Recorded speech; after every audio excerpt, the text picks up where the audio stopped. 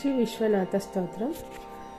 गंगातरंगरमणीय जटाकलापम् गौरी निरंतर विभूषित वामभागम् नारायण प्रियमनंगमदापहारम् वाराणसीपुरपतिं भज विश्वनाथम्।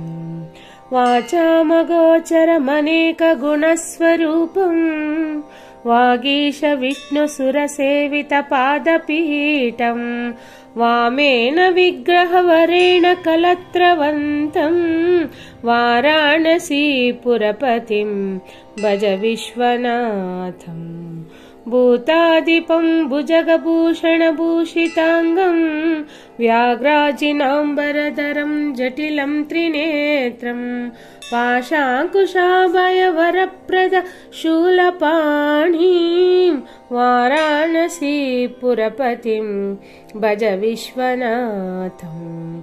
शीतांशुशोभितकिरीटविराजमानम् बालेक्षणानलविशोषितपञ्चबाणम् नागादिपरचितबासुरकर्णपूरम् वाराणसीपुरपतिं भज विश्वनाथम्।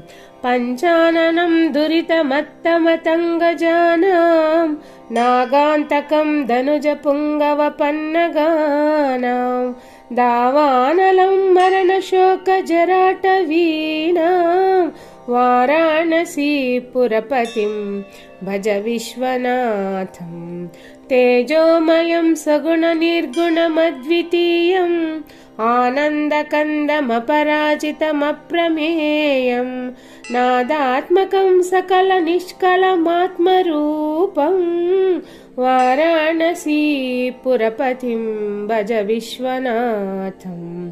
आशां विहाय परिहृत्य परस्य निन्दा पापे रतिं च सुनिवार्य मनः समादौ हादौ सवृत्कमलमध्यगतं परेशं वाराणसीपुरपतिं भज विश्वनाथम्।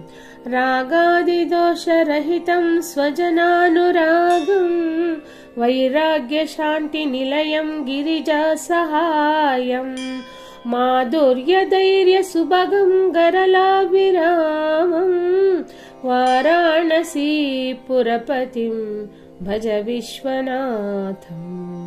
वाराणसीपुरपतिं भज विश्वनाथम्।